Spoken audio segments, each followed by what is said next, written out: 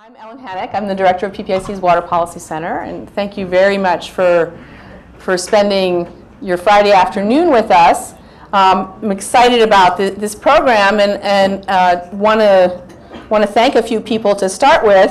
This was work that was done in pretty short order. We really got going on this in mid-June, and it was with the generous support excuse me, of the California Water Foundation that we were able to do this.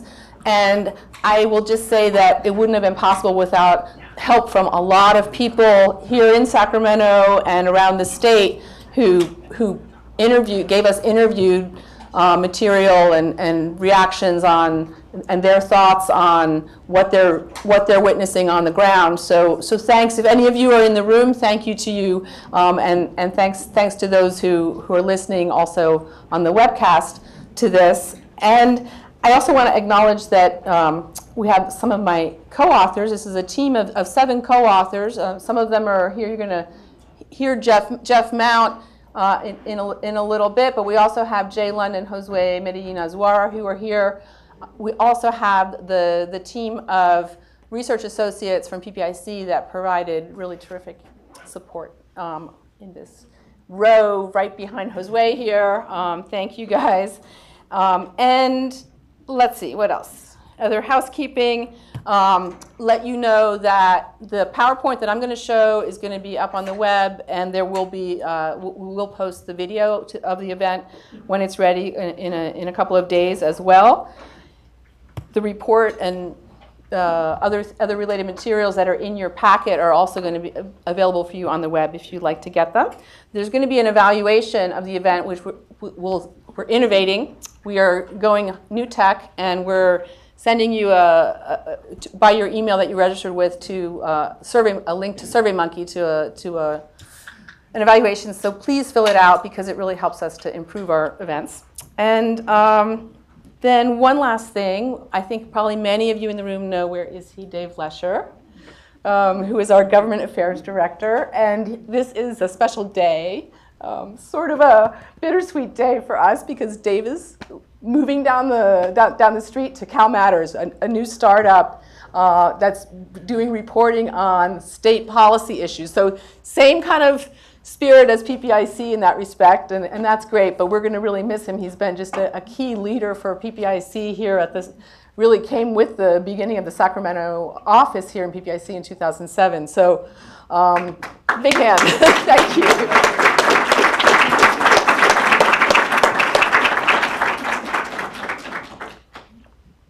So now, with that housekeeping done, I'm going to get going. So the overview of the program is that I'm going to give you a quick overview intro to the key findings of this report, and then you're going to have a really excellent set of experts to talk with you about it in a panel conversation that Jeff is going to lead. We're going to first have that be interactive among the panelists, but then have some time for audience Q&A as well. So with that, let me... okay, good. Here I am. What if California's drought continues? So first, just a little reminder. The water wonks in the room know this, but just it's always good to kind of keep it in mind. We're in the 4th year of a severe drought. What this shows you is the line up here is reservoir levels, surface reservoir levels, and the orange bars are precipitation. This bar down here at the bottom is the lowest level of surface reservoirs on record, which was in November 1977. That was at a time of a very severe short drought. What's been happening here, you can see, is that the reservoir levels have been going down. We started this drought with a lucky, very wet year, so the reservoirs were pretty full in 2011, but we're now at the point where we kind of have drawn down the bank, and we're going to have to just count on using the water that we get every year, the surface water that we get every year, because we really don't have a whole lot of extra storage in our surface reservoirs at this point. This is also, in addition to being a drought with low flows, a drought with very high temperatures. This is a graph showing you average temperatures in the state for each year, and the bar there is the historical average. You can see it's just really an unprecedented spike that we've been having, and what that has translated into is no snowpack. So even lower snowpack than flows, and that complicates management from a lot of perspectives. And the way we're describing this combination of low flows and high temperatures is that it looks very much like the kinds of droughts that California is expected to have more and more as our climate warms. That's what kind of all the climate models are saying. And in a sense, it's a dry run for that kind of a hot, dry future that we're going to have to be expecting. And this is really important for some of the findings that we have that I'll get to in terms of impacts that we really haven't seen before to this level with the drought, particularly with respect to ecosystem issues.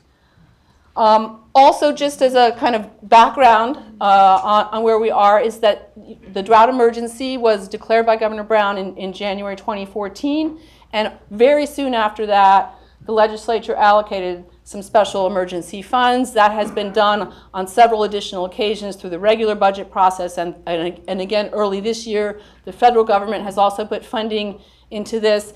You can kind of characterize it as funds that are specifically addressing emergency management issues of different types, including impacted workers and communities, safe drinking water systems. The feds have put in feed subsidies for livestock producers, emergency ecosystem support, emergency fire protection, and then a very big chunk of change on the state side for water system investments. A lot of that's through bond funding that the voters have approved. That is mostly not going to get spent on an emergency basis to deal with emergency problems like today or tomorrow, but the idea is to get some of that money out the door quicker to build drought resilience, and that can be useful if the drought continues, and certainly for the next drought.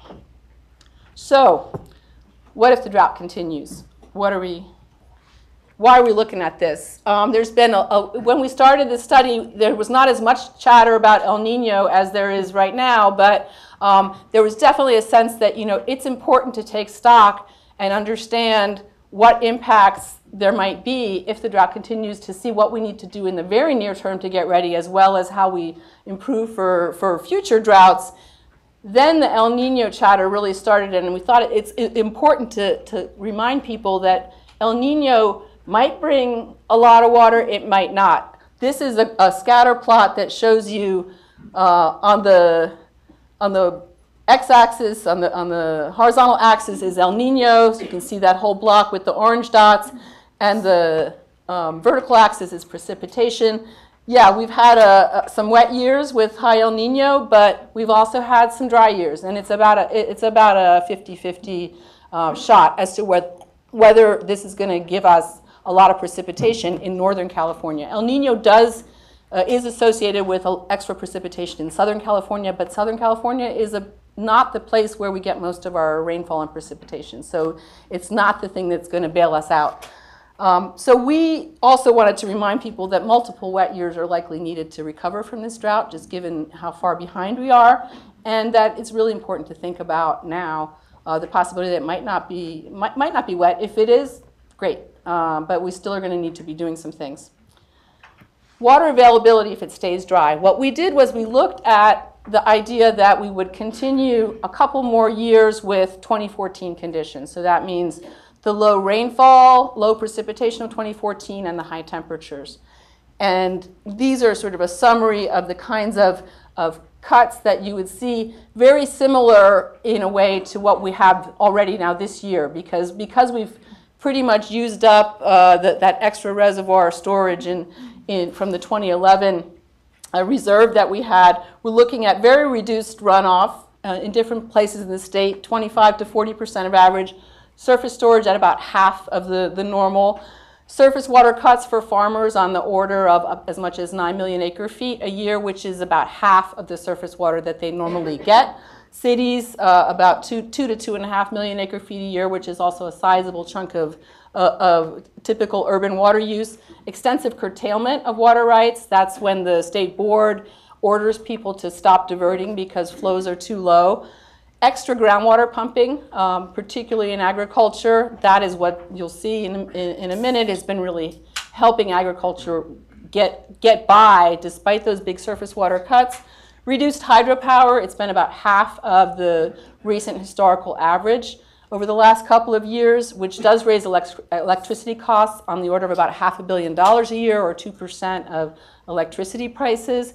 And then decreased water quality. And for water quality, you've got to think about this in terms not just of kind of pollution in the classic sense, but also temperature, which is a really key thing for ecosystems, as well as salinity, which is a really key thing for both for ecosystems and for water that people use. So, thinking about that kind of scenario, we looked across 4 areas of concern, and they're listed here: cities and suburbs, farms, rural communities, and ecosystems. And they're listed here in order from doing pretty okay to doing really badly. So I'm going to walk through the good news part first and kind of get you, I don't know, maybe I should have reversed it so you'd feel better at the end. But this is the way we're going to do it. And what I'm going to do is give you a little sense of how we're doing so far, and then what happens if it stays dry.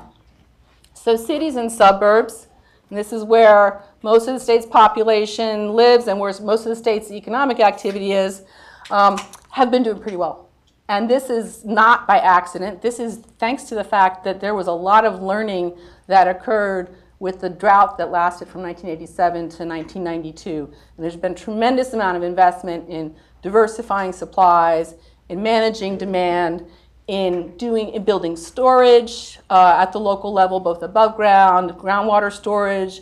Urban Southern California has 13 or 14 times more storage now than it did in 1991, just as an example. Also, regional coordination and investments to connect local agencies that have different supplies, which enables them to bail each other out. And that's been happening a lot in this drought, and it's happening in many different areas around the state. Conservation has been working. There's more that's going on now, and I'll show you a graph in a minute, but definitely also helping. Now, continued drought, another few years of that kind of 2014, weather like we've been having. What we anticipate, and this is based on not only look at the data, but also discussions with water managers in 5 major regions around the state, supplies are going to be tighter, more constrained. There's going to be more conservation happening. There are going to be some issues, fiscal issues, difficulties for urban agencies, because when they sell less, they need to make that up in order to balance their books, and they're facing some challenges, legal challenges on pricing in some cases because of a new court ruling that limits the use of certain kinds of conservation-oriented rates. Affordability issues are going to be something that people are going to have to keep on the radar to make sure that when utilities do raise rates in order to make up the lost revenues from lost sales, that they do it in a way that's not going to harm the low-income households. There are going to be some challenges likely with the conservation mandate if it's not implemented flexibly. And then on balance, you take into account these hard work that's going to have to continue happening and so on, that the overall picture looks good in the sense that the economic impacts are likely to be small. Now, this is partly thanks to the robust planning and investment and coordination that's happening, but it's also due to the fact that the urban economy of California does not depend a lot on very water-intensive activities. So, farms. Farms do depend a lot on water. California's an agricultural powerhouse, but it's a powerhouse in part because we're able to add water in the growing season on a precision basis to our sunshine and our fields. And was that some aquatic wildlife there that I was I'm going to get to the birds in a minute.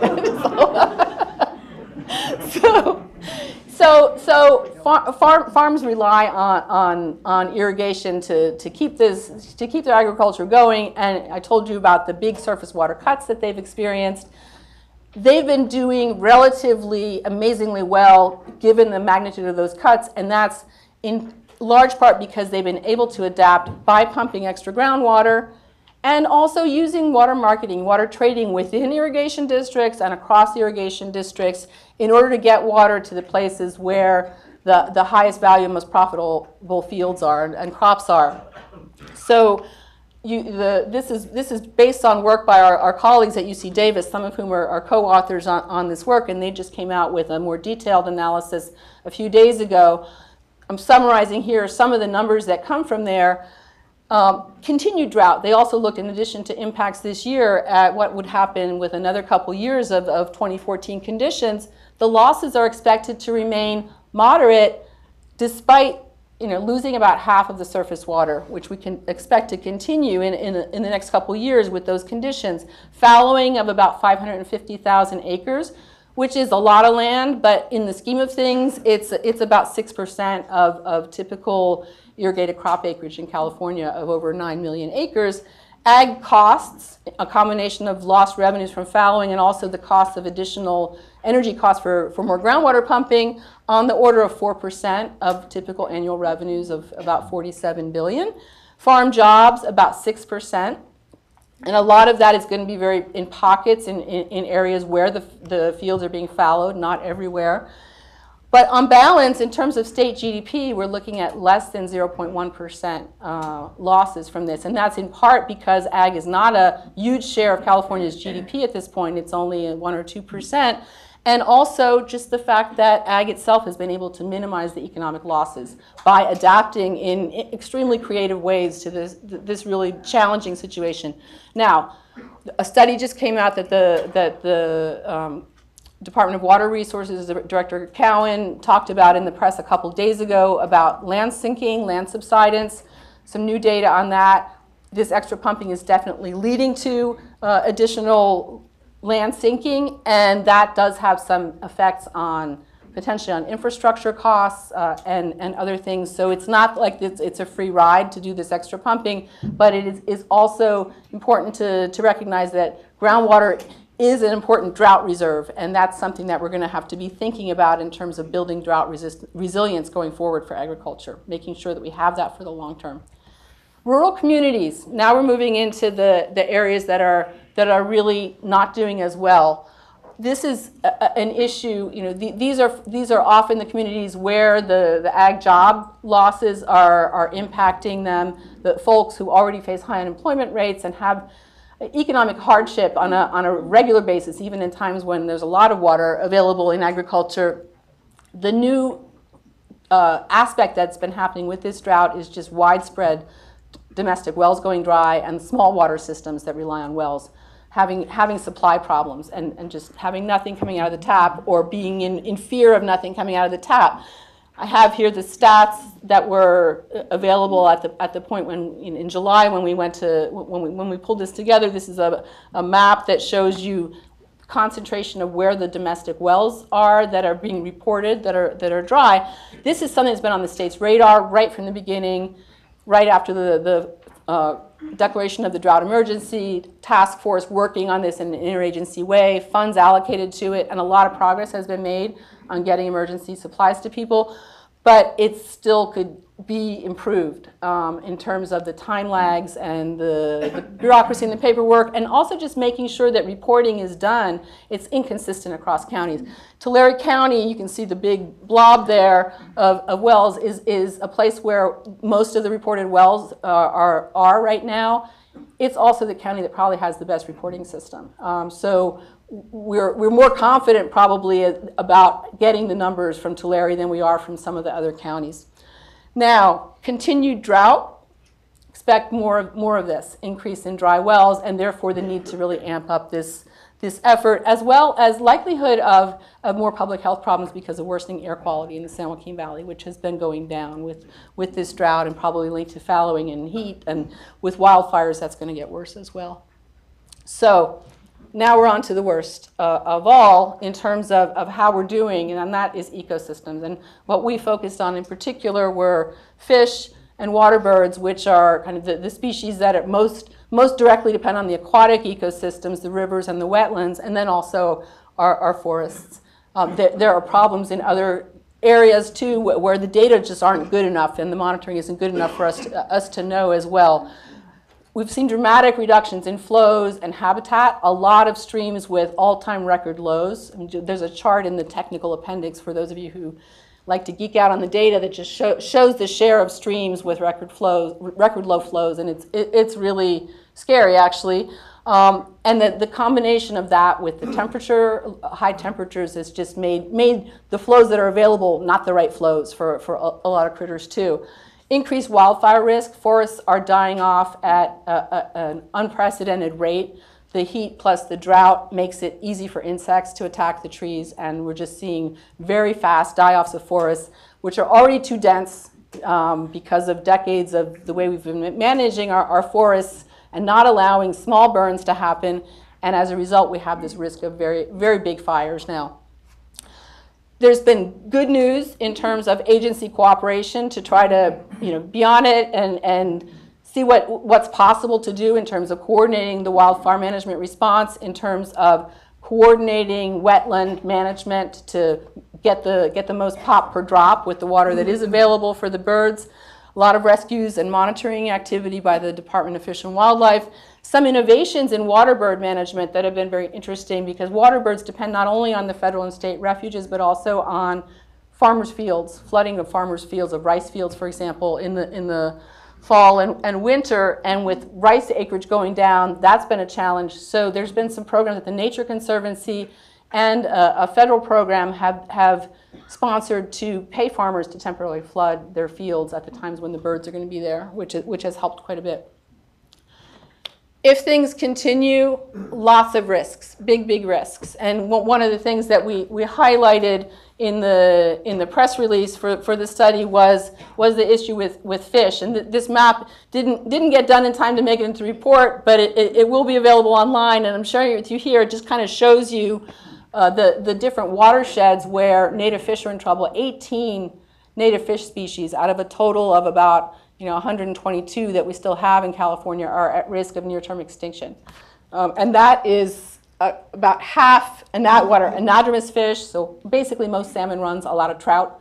Also resident fish in different places. It includes the famous Delta smelt, but it includes a lot of other fish that you might not have heard of unless you live down in SoCal or near Owens Lake and so on. And the fact that you really see this across all these different watersheds is just a testament to the fact that it is a statewide drought with just really tough conditions in many watersheds. In order to stave off extinctions in the wild, we're going to need to have some very strategic efforts to get water at the right time in the right streams and places, as well as prepare for the possibility of extinction and near-term extinction in the wild, and get conservation hatcheries ready so that you're protecting the biodiversity in places where that's necessary. And that's already been done for a couple of fish, but it needs to be done for more. Water birds, so far we have dodged a bullet. California has over 5 million water birds, ducks, geese, migratory ducks, geese, herons, shorebirds that depend on the state for at least part of the year. And so far we've managed to avoid massive die-offs of birds, partly through the kind of coordination and the innovative programs that I talked to you about, but also partly because we were lucky with some spring rains. And so there's a concern now that without that lucky timing of spring rains, and if water is cut more on wetlands, that there could be really massive die-offs, both just not enough food for the birds, and then the congestion can lead to diseases basically breaking out. So need for strategic watering there to stave off really big problems for our water birds. And then on the forestry side, just I mentioned severe wildfire risk, and we are very likely to see one or more fires like the 2013 Rim Fire. There's a typo in your packet. It says 2012, but it's really 2013. We're saying more funding can help to stave this off. In the case of fire management, CAL FIRE has been spending funds in various ways to basically keep fires from getting too big. In the case of water birds and fish, it would be helpful to allocate more ecosystem funding for water acquisition and some of these other things like the conservation hatcheries. So I'm going to just wrap up with some policy recommendations, and we really looked at this in terms of what's working now and that we need to keep doing and do more of, what's work in progress that we need to get better at, and then some of the difficult work ahead. So what's working and what's been really helping? Diversified water portfolios, like I mentioned, in the urban areas, regional infrastructure development. That can often involve coordination and collaboration between urban and ag agencies, not just among urban agencies. Coordinated emergency response. The task force at the state level, as well as working with federal and local agencies, has really helped to prevent economic and social losses that could have been much worse. Works in progress, mandatory conservation. We're saying that as we go forward in the drought, it's important for this to remain somewhat flexible in order to continue to provide good incentives for urban agencies to invest in local supplies. Water pricing reform there to make it easier to have conservation-oriented rates and to have lifeline rates for affordability. Rural community supplies, I talked a bit about that, just amping up those efforts to make them faster and easier to get water, but also to address the longer-term challenges, because right now it's kind of stopgap temporary solutions. It's delivering water to people, but it's not permanent solutions, and we don't expect these dry wells to fill up with water anytime soon. Groundwater management, it's going to be important to get us ready to implement the new historic groundwater law that was enacted in September 2014. That doesn't mean stopping pumping now everywhere. It means looking strategically in places where where wells are causing special harm in terms of subsidence, maybe looking at that strategically in terms of approaches, but more importantly, I think, over the broader areas where farmers are using groundwater is getting them the tools to be able to implement the Sustainable Groundwater Management Act as quickly and effectively as possible. Water trading, we have some recommendations on streamlining and improving that. Waterbird management, we're saying that the kinds of innovative programs I talked about are really worth pursuing and expanding. Difficult work ahead. Here's just a quick list, and I'm hoping maybe the panel will discuss some of this more. Improving the curtailment process. This is the first time that we've had water rights curtailments in a very long time, and the system is proving contentious and not necessarily working as well as it could. Information gaps, unclear authorities, unclear ability to enforce. And what I like to say is that our water rights system is supposed to be designed for droughts, our surface water rights system, because when you have less, the seniority system tells you who gets it, but that hasn't been always working the way we need it to. And there's a piece there that is missing in terms of what does the environment get in that process. Modernizing water information, there have been some big progress on this in terms of better reporting, but we found as we getting into the drought that we didn't have the kind of information we needed to even do their curtailments well initially, because there wasn't as good reporting on surface water use, for example. Managing forests, in addition to the stopgap measures now of preventing major wildfires, what's going to happen is really implementing the kinds of long-term forest management plans that have been in process and under discussion. And this involves forest thinning, controlled burns, all of that. It's going to require major cooperation with the feds because they own over half of our forests.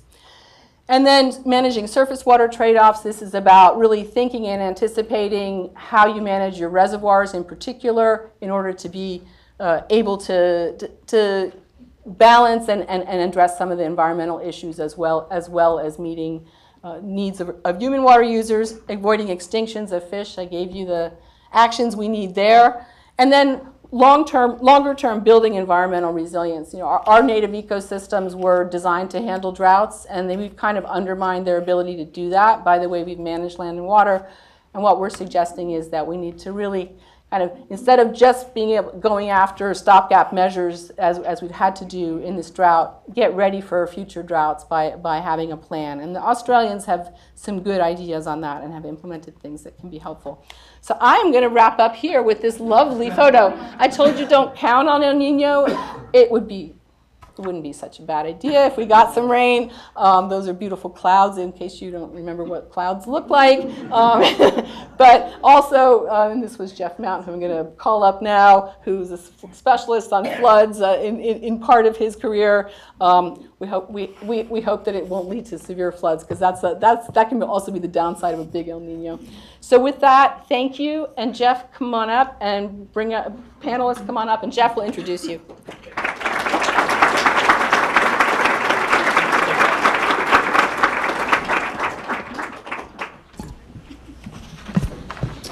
Thank you, Ellen, and thanks to the California Water Foundation for sponsoring this work and dropping this load on us in June. So it made for an interesting summer. Today what I'd like to do is go ahead and have a panel discussion on some of the issues that we raised within our report. Oh, now we're on television. That's right, I've never met a camera I didn't like.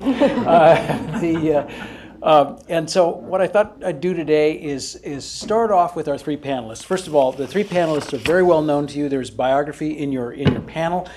We have Wade Crowfoot, who all well known to all of you from the governor's office. He's Deputy Cabinet Secretary and Senior Advisor.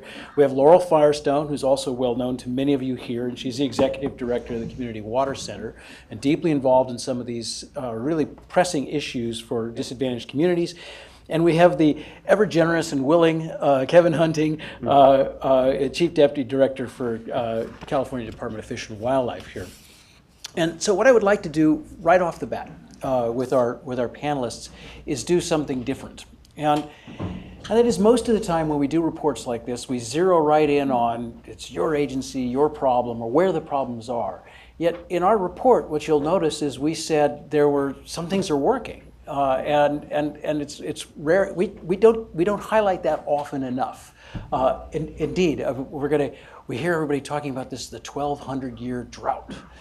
Well, we're doing pretty damn well for a 1,200-year drought, in my view. When you look at it, and our report actually highlights some of that. So what I'd like to do is ask each of the panelists briefly to tell me what they think are our successes, or what were the pleasant surprises that occurred within this. So Kevin, I'll start with you. Jeff, thanks very much. Thanks for the invitation to be here today as well. Yeah, we've had to kind of redefine what we mean by success at the department in the face of this drought. In the past, success for us would be stable populations, recovering populations of endangered species. Unfortunately, we're in a situation now where success means avoiding extinctions, as you heard earlier, and really plugging the gaps in some of the biggest kind of risk areas as a result of the drought. But all that said, we have had some successes, and really these are new efforts, things we hadn't tried before. I give our staff and others a lot of credit for coming up with some creative ideas on how to deal with some of the problems. So you heard Ellen mention, most of the major rivers and streams have record low water, record low flows. That's having a major impact on interior fisheries and anadromous fisheries. So during this last couple of years, we've approached landowners, private landowners that are in these watersheds, and asked if they would be willing to take the water they've gained from either conservation on their property through mandatory conservation measures or voluntary conservation measures and deliver it down the stream at the right time and under the right conditions. And actually, we've signed agreements with many landowners to this point. I've actually surprised at how many cooperators we had. It was actually very heartening to see. So we've got several agreements in the Russian River, Sonoma County, Russian River Basin, and in some of the tributaries to the Sacramento River in the Sacramento Valley. And just last week, we started flows down a creek that supports coho salmon in Sonoma County that hasn't had flows for quite a while. And I was surprised to see how fast conditions can come back up. There's no fish in there at this point, but the conditions could support fish. So I guess that's one, I would call that a success. You heard Helen talk about seasonal wetlands. We're very concerned about those. We're on the Pacific Flyway. We're a major part of the Pacific Flyway. Right now, waterfowl are doing okay. We did have some lucky early winter rains last year that help support that. But expanding and scaling up the cooperative agreements we have with private landowners in the valley for, again, the right timing and quantity of water to support that flyway. 75% of that water provision is private, and 25% is state wildlife areas or national wildlife refuges in the valley. So we can't do that without private landowners, and that's worked very well. We've I think Ellen mentioned the NRCS program as well as other programs to do that. We also are working directly with private landowners to do some of that as well. A bit of a scramble, but repurposing our hatchery system has been a success. You know, most of our hatcheries are production oriented for recreational fishing. Repurposing some of those to accommodate conservation when we have to take fish out of streams because there isn't enough water and hold them until there is. That's worked well, given the state of our hatchery system and the limitations of the fact they were designed for production. But I would call that a success. And then finally, I would mention kind of the assisted migration of salmon. We had an unprecedented effort this last year to move salmon, smolts, young salmon, through the most perilous parts of their journey back to the ocean on just by trucking. And we trucked over 3 million salmon from some of the breeding areas past some of the more difficult and risky areas as a result of the drought to the bay and ocean. So they hopefully would have a better chance of survival. We're doing some monitoring and we'll see, but I'd call those our successes. Great, that's good. Laurel, how about you? Well, I think some of the biggest successes have been at the state level and the state response. I mean, first of all, the voter-approved water bond and the money that is $500 million made available for small disadvantaged communities across a number of different chapters. The budget, including a lot of money for emergency response, and the passage of the Sustainable Groundwater Management Act is just essential. So I think all of those things, thank goodness that was able to happen. Additionally, at a state level, the drinking water program now at the State Water Board, I think,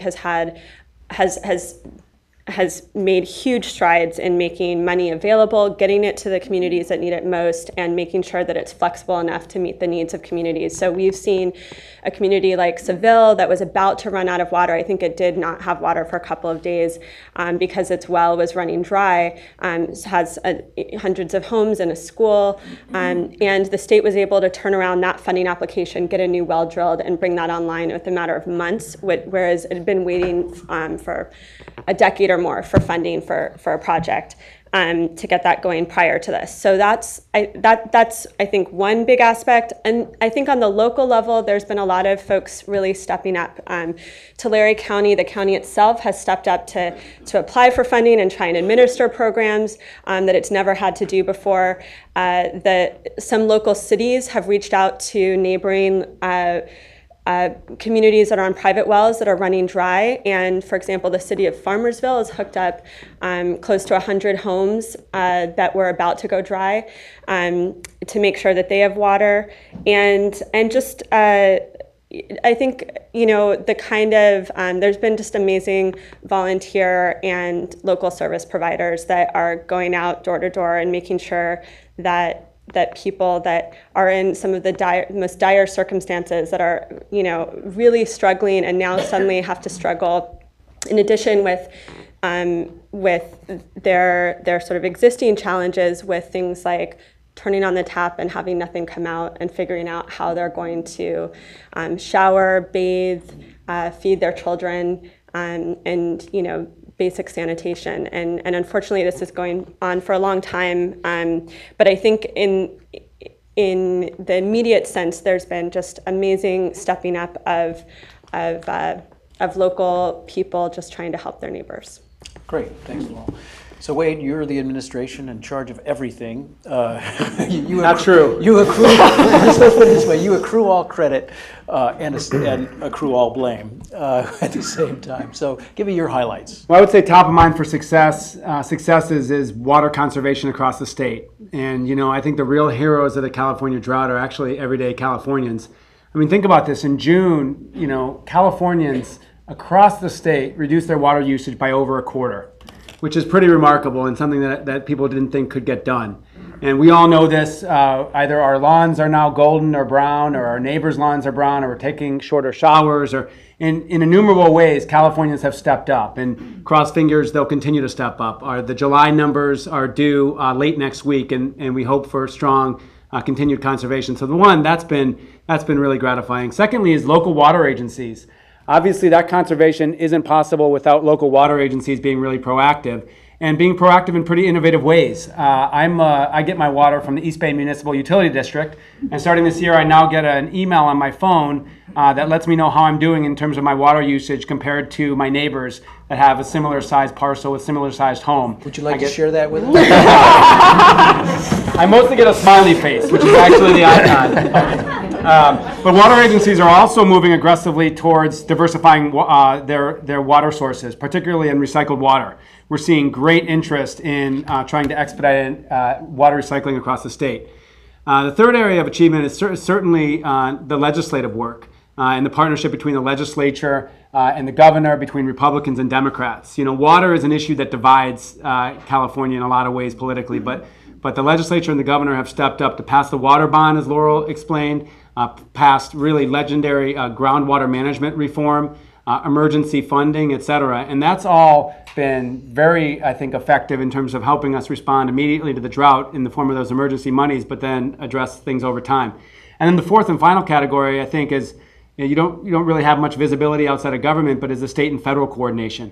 The California water system is notoriously complex.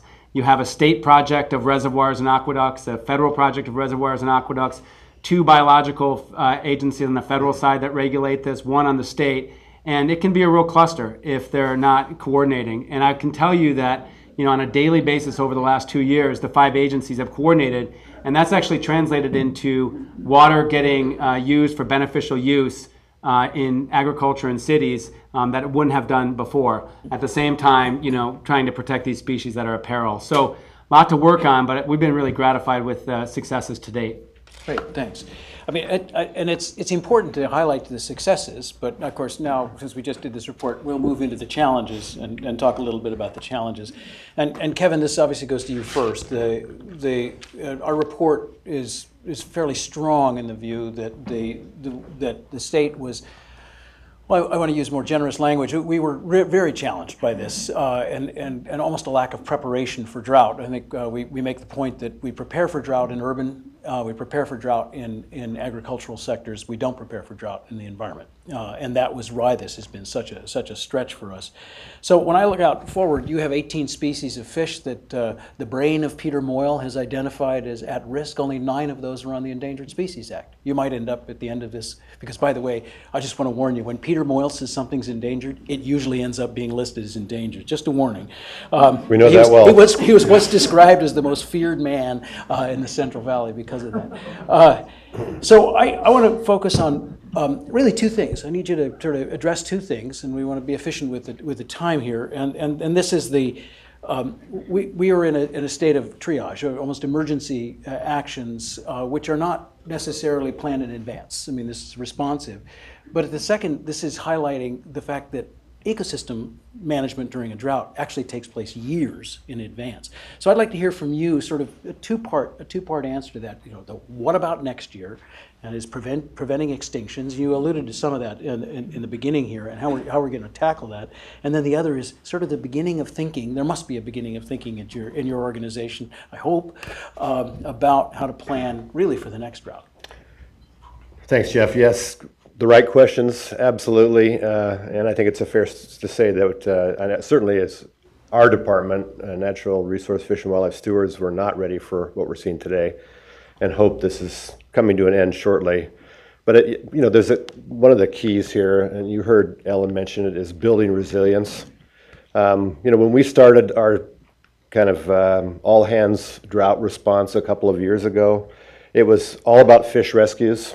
You know, all about reacting to the situation in front of us, and we were forced to do that in many ways. But it's transitioned this year into you know, more resources being put towards building that resilience, and I'll give you a couple of examples of that.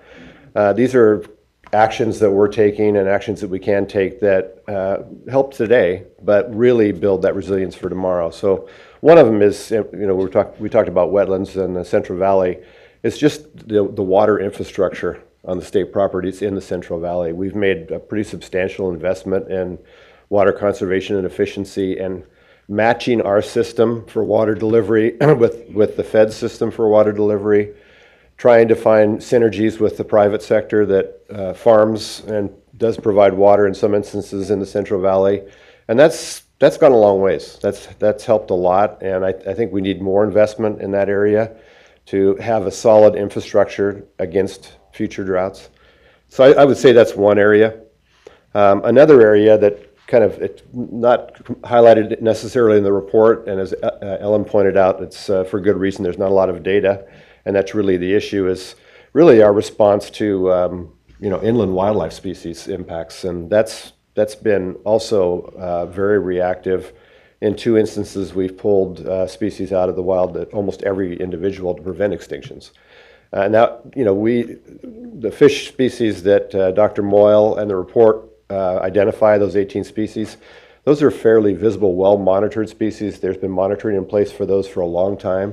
That just is not the case for many of our terrestrial wildlife species and many of our listed terrestrial wildlife species. So this year we went through a pretty rigorous process of assessing and ranking those species and really investing in targeted actions to build some resilience into those populations where we can, to help focus public restoration investments in areas that will have the biggest positive impact for those species that are the most at risk. So those kinds of things will help us next time, and I'm confident there will be a next time that we do this. Hatcheries, it's pretty clear to us at this point that we really need conservation hatcheries. I mentioned earlier that our hatchery system is, our 13 facility hatchery system across the state was designed 50, 60 years ago for producing recreational fishery fish, and not designed for what we're doing today. We spent millions of dollars in equipment and systems at those hatcheries to try to provide for conservation, but looking ahead, looking at the 18 species identified in the report and others that we know of, we're going to need a hatchery system that's dedicated to conservation. I don't think there's any way to avoid that, and the time has come. It's it's unfortunate that we're in a situation where we might have to, on a regular basis, be pulling entire populations or population segments out of the wild to maintain them in a captive setting until they can be reintroduced. But that is where we are in this state, and it is a way we can build resilience. And then finally, I would say, we've made major strides in the Delta on water operations coordination through the drought response. That isn't readily apparent to a lot of people, but we've improved the technology and our capability for monitoring some of these sensitive species, those identified in the report, as they move through the Sacramento, San Joaquin River and Delta system. That's information we didn't have before, and that helps with real-time, hour-by-hour Delta operations so that we can balance beneficial uses, environmental uses for the limited water that does go through the Delta. There's more we can do there, and more we should do there to build that kind of resilience against the future. Great, thanks, Kevin. And a yes/no answer to my question, which is when everybody says yes/no answer means they're going to put you on the spot. Always an unfair question. Yeah, it's going to be an unfair question. When we looked at the budgets for the emergency allocations, the environment got 2%. Was that enough money? No. There we go. Just saying. All right. Laurel, this is sort of the same question for you. I'd like you to parse your answer into 2 parts if you can. And this is the what about tomorrow, meaning we're making the assumption it's going to be dry for the next 2 to 3 years in the same level.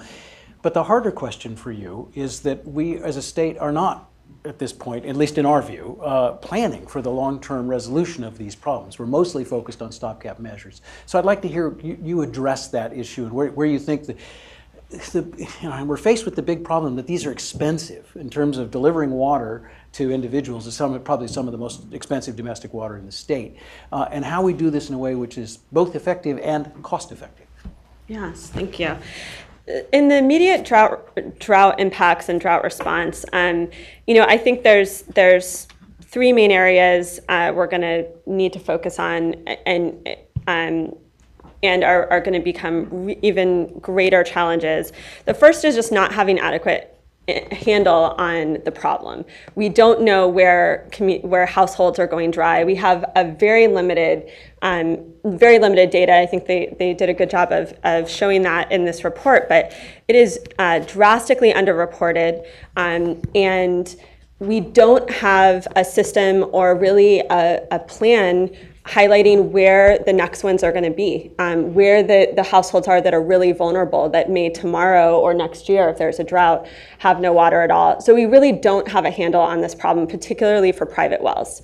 And I think that in general, the state's handle of vulnerable private well communities and solutions, and the ability to fund private wells solutions for communities that are on private wells is completely inadequate, and that is something we're going to quickly have to come up to speed on. The on-the-ground response for drought response has also not yet gotten where it needs to get. So we have households that. So the community of East Porterville is one that's been most reported. So far, no renter household has gotten a tank. So any renter that doesn't own their property hasn't been able to get the state assistance for getting tanks for their water needs. And they have been able to get bottled water delivery. In many cases, they have been able to tap into private assistance through churches and neighbors and community groups through private philanthropy. But we have millions of dollars in drought emergency funding, and it needs to get to people whether they own property or not.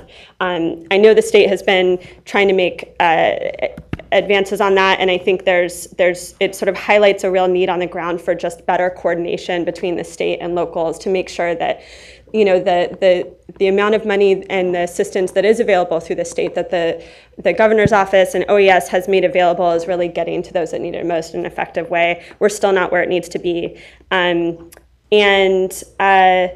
then we need to make sure that we're able to accelerate long-term solutions. So some of that, before we get to the longer term, I want to say there's also some that are both long-term solutions and immediate drought response. So for example, getting meters to be able to tell how much people are using, and for water systems to be able to go out when there's a leak or a problem and get a handle on the amount of water used.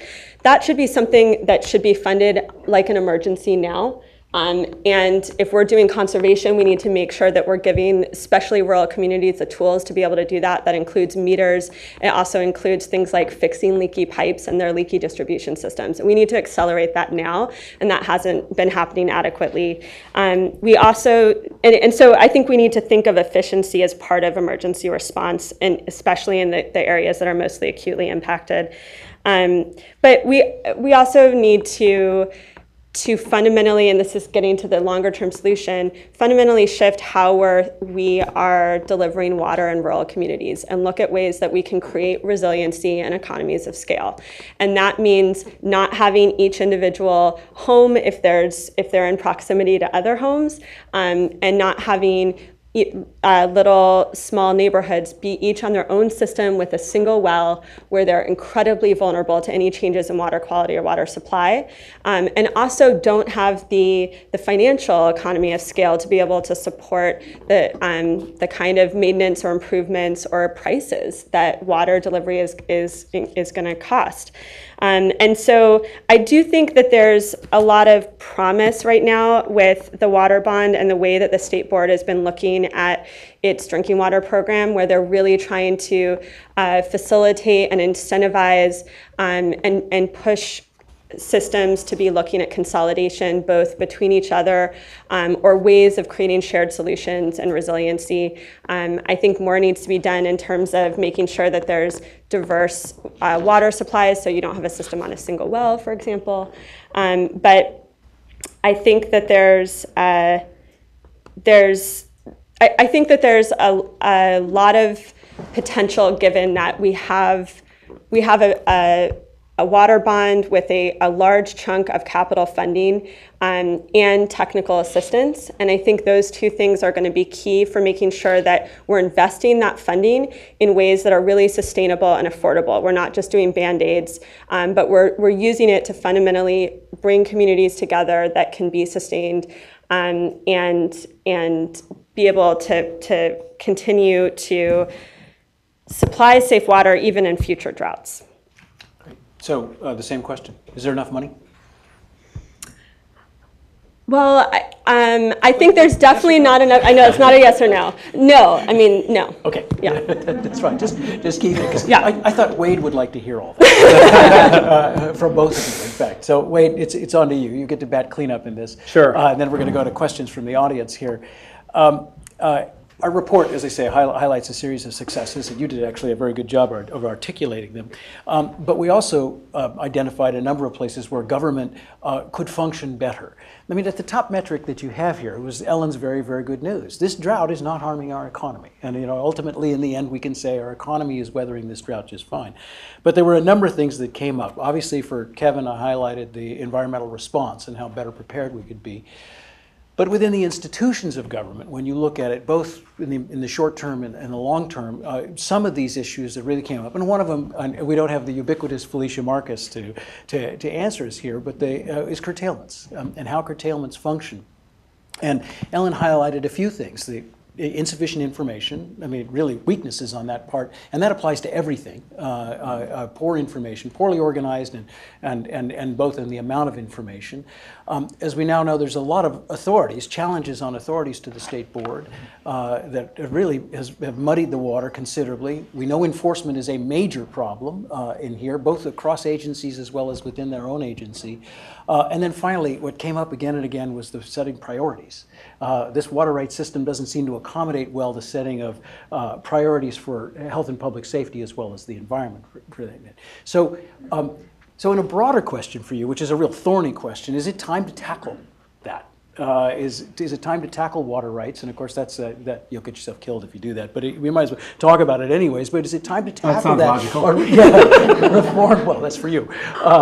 Reform and then I leave it open to you to finish with. Are there other areas of government that might in administration that you would also like to look at, or maybe you don't want to look at that one? Yeah.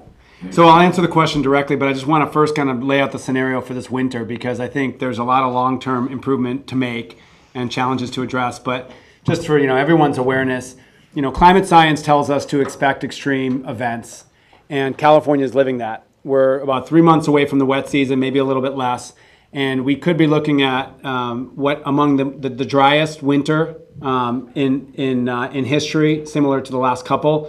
That continues the drought and some of its devastating impacts. Or we could be looking at one of the wettest winters with major flooding and other threats. And consider that all the wildfires that have raged beginning in 2013 have created soils that are very vulnerable to running off into mudslides, debris, etc. So we're in really a parallel planning process, and it's a strange one because we have a meeting on flood preparedness and followed by a meeting on continued drought action. So that's just I think our new reality here with climate change. And so it's all about trying to, for this winter, figure out whatever rain we do get and whatever snow, cross fingers, that we do get, we actually manage it really well, so not a drop goes to waste. There's improvements to make across the board over the long term that this drought gives us an opportunity to do. It's often repeated: never let a crisis go to waste, or not, and find opportunity there. And again, groundwater management, the Prop 1 bond. I mean, these have been advancements, but there's more to be done. And I would say in all four of those areas areas of concern that Ellen presented on, there's more to be done. Certainly in the rural communities, this has been an emerging challenge. There was no statewide tracking of dry wells prior to this drought. And there was not a perceived need to do that, and there is now. And you'll see over the fall a much better tracking and information management system. Our water board and folks over there have done a really good job taking care of public drinking water systems with over 3,000 connections. We have an established emergency drinking water program, and virtually in every case where there's been a potential public system running out of water, they've stepped in. The challenge is really the folks that are on their domestic wells or very small systems. And these are often the most economically marginalized people, and sometimes in the most remote locations. And we've enabled a lot of money in emergency assistance that can be delivered more quickly and efficiently to folks, both because the local and state partnership can improve. But that's emergency. What do we do over the long term? Consolidations are part of this. We have over 3,000, some say 4,000 water agencies in the state. Do we need that? Are some of these very small agencies capable from a financial perspective of delivering enough water and healthy water to their residents? And so that's why we focused on consolidations or giving broadened authority in consolidations. But even then, there are folks that are going to be on domestic wells far outside of that. And what do we do? So that's an area of focus. In agriculture, overall, the ag sector has weathered very well. And many of us, if you're driving on the 80 or the I-5, you see, new plantings of orchards. So agriculture is resilient and creative, and it's moving its water around. But if you're a farmer in the Tulare Basin, or if you're a farm worker that's getting emergency food supplies because you've run out of food because you can't have jobs, these areas with localized impacts, this drought has been devastating and will continue to be devastating. And so the question is, how to address, as you say, a system where some agricultural producers and the people that depend on those jobs are absolutely devastated. And then on the environment, what climate change is showing us is that we need to anticipate and begin to anticipate all sorts of new impacts. A farmer can make up a surface water depletion with groundwater. A fish can't pump groundwater, and a fish relies on that water. And so there's almost less flexibility in terms of habitat preservation in this. So we can improve there. Is it time to completely blow up the system of water rights? I'm far too smart to answer that question. but I will say this, and it looks at it in both ways. One is we can, certainly water can be priced more effectively, and water markets and water transfers can happen better. And it's easy to beat up on water rights, but there are people that have made generations of investments in their land based on a water right that is treated as a property right. And so that's why the conversation has to really be, approached very carefully. There can be, I think there probably will be more of those conversations, particularly if the drought continues. Yeah. Okay. And then, and again, you may demonstrate your very high intelligence by not answering this question too. Not a yes or no question. Yeah, this was actually not a yes or no. Legislative priorities. If you had something in the near term that, as the administration would like to see as a legislative priority to address drought, what would it be? Well, I will say, I don't know if it's a legislative priority, but something that's giving us great concern is subsidence, this sinking of parts of the Central Valley and groundwater overdraft. Thanks again to the partnership of the legislature and the governor, we have the Sustainable Groundwater Management Act, or what's known as SGMA. And that was really sort of a game-changing approach to developing a framework where local leaders and local communities control their groundwater basins over time so that they're sustainable. The challenge with that, of course, is it takes a long time to develop. Where local communities are developing groundwater management agencies. They need to measure the groundwater management. They need to measure the needs. Ultimately, they need to divvy up those needs, and that takes years. And part of what the subsidence report shows us is some of these groundwater basins may not have years. There are counties that are stepping up to use existing authorities to actually manage groundwater, Stanislaus, Merced, Glenn County recently. And so, I don't know if, I'm not suggesting it's a legislative solution at the state level, but we think that, partnership between the state and locals in managing some of these most depleted groundwater basins is an immediate priority. Okay, so I didn't hear legislation in that, but I mean, in our report, we agree, and that the idea is to be able to speed the implementation of SGMA, knowing it's going to be a different rate in different places because of the complexity of the problem, and that's where money can help. So this is a way of wrapping up all of this. Is there enough money? This is where money can make a big difference in trying to speed these things up. Okay, what I'd like to do now is, and by the way, thank you to the panelists.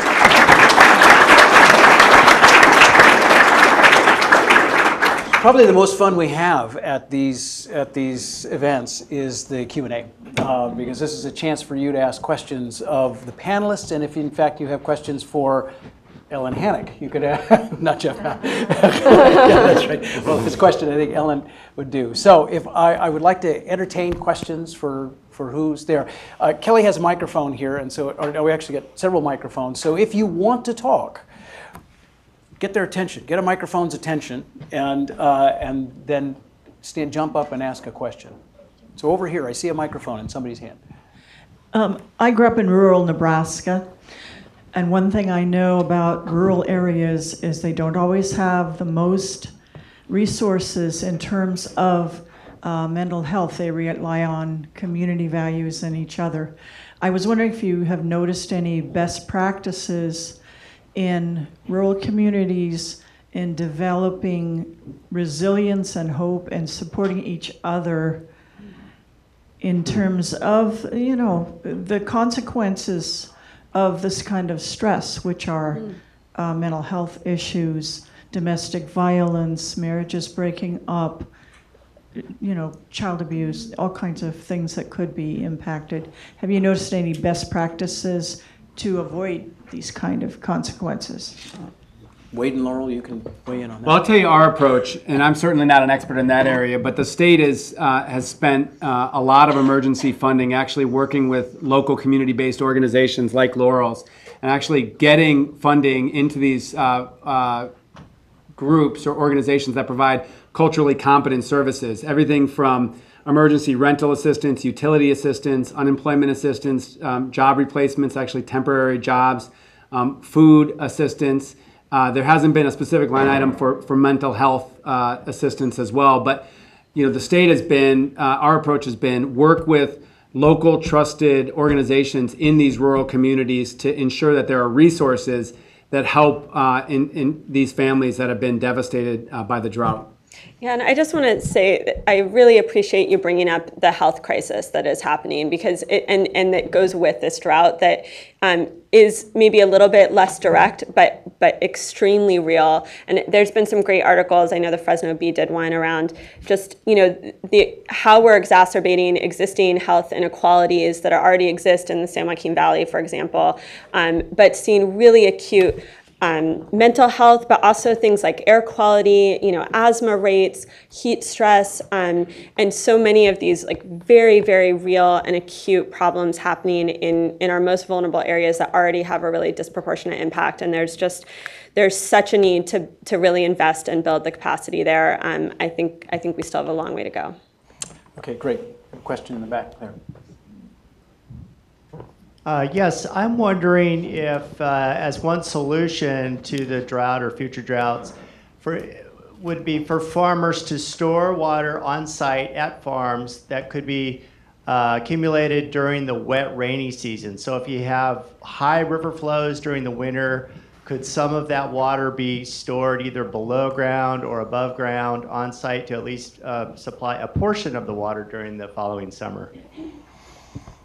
It's a great point. There are a fair amount of on-farm storage systems in the form of ponds, and there's certainly been discussion about expanding the possibility of doing that. Also, we didn't really get into it, but in terms of long-term solutions, our playbook is called the California Water Action Plan, and there's no silver bullet to actually, you know, solving this problem long-term, but it calls for actually nine categories of actions, one of which is more storage. Both surface storage, but also a lot of underground aquifers can provide storage. Already exists. You don't have to build it. You have minimal environmental impacts if the water's clean going into it. And then coordinating new surface storage and underground storage, this conjunctive use concept. But what you point out is almost like distributed water storage and getting more actually on farms so that the farmers can capture it. I mean, the whole key is, with what the science is telling us, is more of our water is going to come in these big storm events, what get referred to as pineapple expresses, or the scientists say atmospheric river events. So right now, half of our water in the winter comes from 5 or less storms. And they're thinking that might even shrink. So you get a couple monster storms. And the challenge is we don't have a system right now to capture that water and to put it through the delta. And a lot of that water ends up flowing out in the winter. So then the question is, how do we build a system, both the underground and above ground storage, and a better conveyance system through the delta to actually capture the water when it falls? And distributed storage, like you talk about on farms, is part of it. Great, that's a good answer. Thank you. My name is Anacita Augustinus. I'm the Tribal Policy Advisor for Department of Water Resources.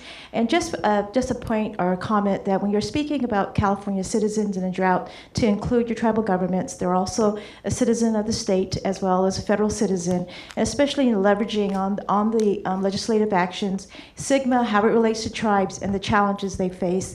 And when we talked earlier, Wade mentioned the state and federal coordination. That also includes the tribal coordination, which is a big challenge as well for our tribal communities. Thank you. That's an excellent point. Wade, do you want to respond to that? No? Well, I'll just say that our team, including Anacita, has done an excellent job being a liaison with the tribes, and there are tribes that are facing major impacts from lack of water, in some cases illegal marijuana cultivation that's diverting streams that are the water source. And the tribal governments have been very active, also taking proactive action. So there's a great partnership. There's a monthly monthly coordination call between state government, including federal government, and tribes. And it's true. Tribes oftentimes aren't able to vocalize their needs, but hopefully we're addressing them through these conversations. Great. Okay. Other questions? If not, we'll finish up with Ellen. There's a question over there. Hi. My question was about, you kept bringing up, unanticipated impacts, and then hatcheries, like increasing, hatcheries for conservation. I was just wondering if there's been like a cost-benefit analysis done on like loss of biodiversity. For instance, the spring and fall run Chinook salmon, they're no longer genetically distinguishable. So increasing hatcheries, how that's going to have an impact. Thank you. Yes, it's a great question and a great point. No, we haven't done that cost-benefit analysis. That is something we've been discussing this last year as something we need to do. And your point about being clear about the genetics of some of these species and how our hatchery production relates to the genetic integrity of the wild stocks is critical. One of the things that we did last year is we increase the capacity in our genetics lab. We have a lab, a forensic lab that we kind of retooled to also do some genetic work for our fisheries. So we're beginning to get there, and I mean, you raised an excellent point about genetics and hatchery production. Don't want to make flabby fish. Thank you, PPIC, for hosting this, and the panelists for your input and recommendations. I'm Noé Paramo. I'm with California Rural Legal Assistance Foundation, and I just wanted to share on some of the concepts you've been talking about, the impact on communities. We've been working with a group of partners in the Central Valley, looking at the economic, community, and environmental issues that are impacting them. You addressed them, the food assistance, the mental stress, the health, and we're going to hold a capital briefing at the end of October to share some of those results that our partners have been doing, so we can see on the ground what's happening with these communities. And so we already know farm worker communities, disadvantaged communities are impacted, but the drought exacerbates this issue. And so we want to look at specifically how we can help them get through this time. Thank you. Okay, so there's a question down here. We'll bring you a microphone. Hi, David. Is it on? David Kirsten. I just had a question about what if that trajectory continues that we saw at the beginning of, the downward 4 years. What if we get another 4 years of drought? Obviously, probably maybe unlikely, but could those reservoirs just run out of water, and what would happen? So you mean a more dystopian future than we painted? And this, I leave it up to you all to answer this. Kevin and Wade can both chime in on this, but the fact is, even this year, we're basically living with what you would call run-of-river water. meaning what comes is all we got. So we've used up all that extra storage, and of course we're depending heavily on groundwater. The modeling that the UC Davis folks did, which if you haven't seen it, is available at the UC Davis Center for Watershed Sciences. You can download it there.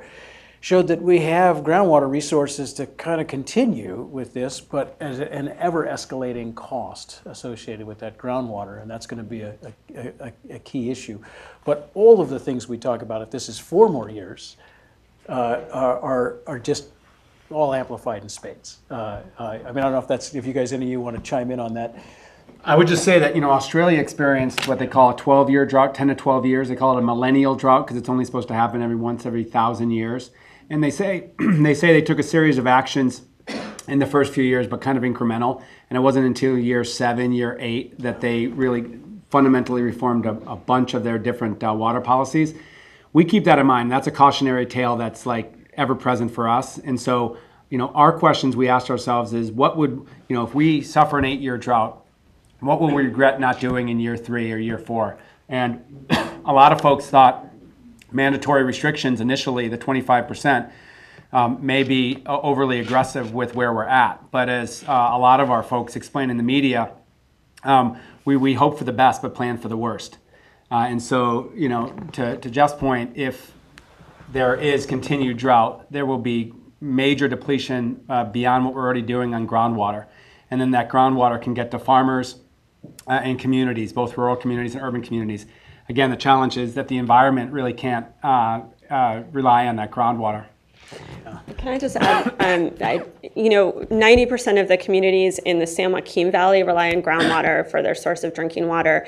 And that really has been the kind of insurance policy that, farmers have been able to tap into to be more resilient in this. But as there isn't reservoir or surface water supplies, and if there's continuing unrestricted ability to pump, the kind of subsidence that we're seeing in compaction, we're going to lose those aquifers altogether in some areas, and that's something that can't be reversed, and is something that I think long term we have to get a handle on sooner rather than later. I think the good thing with Sigma is that we have a framework in place. I think the downside is that it's not soon enough, and there may be some stopgap measures that need to take place to start to get a handle on that.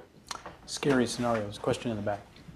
Yes, I have sort of 2 ends for this. I just wanted to know on sort of the community level if some of that funding can get into communities so that each household really understands the impact and what they can do.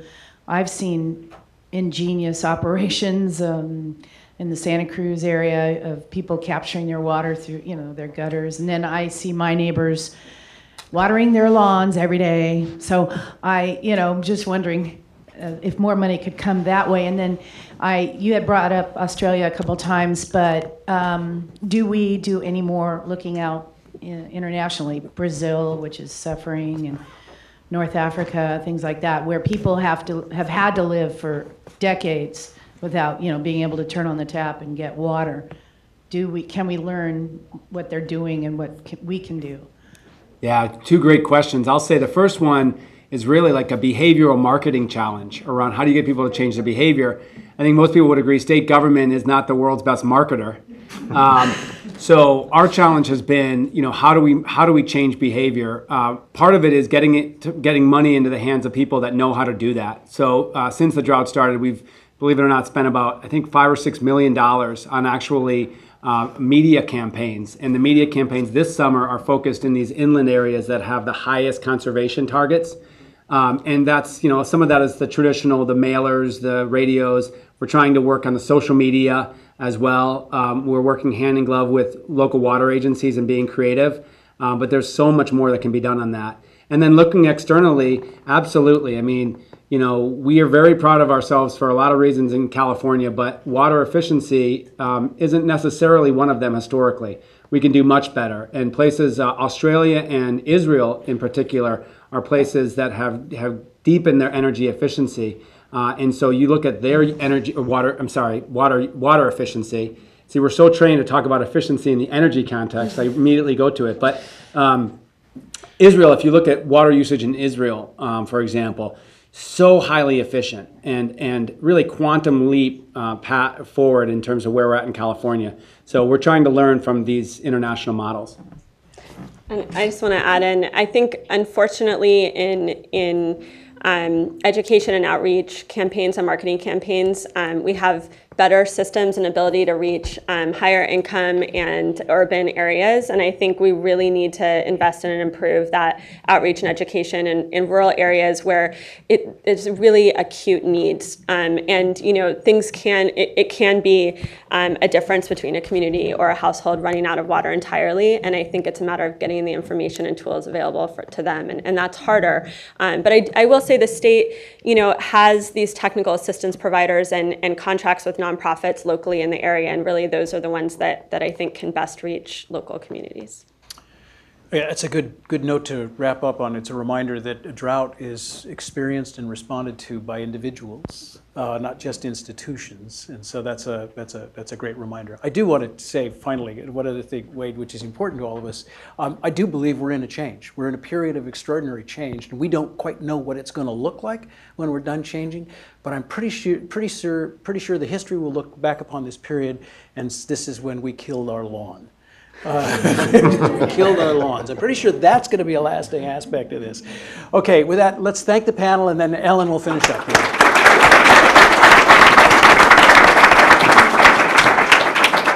So I just also want to thank the panel and thank Jeff for moderating, and thank all of you for being here, and thank the wonderful colleagues at PPIC. I'm looking at a few of them, including Kelly Holt, and I don't see Hannah, but where is she? There she is, and Serena and others who make these events, make us look good at these events, basically, because they do all of the work to make it work seamlessly. So thank you guys, and have a great weekend.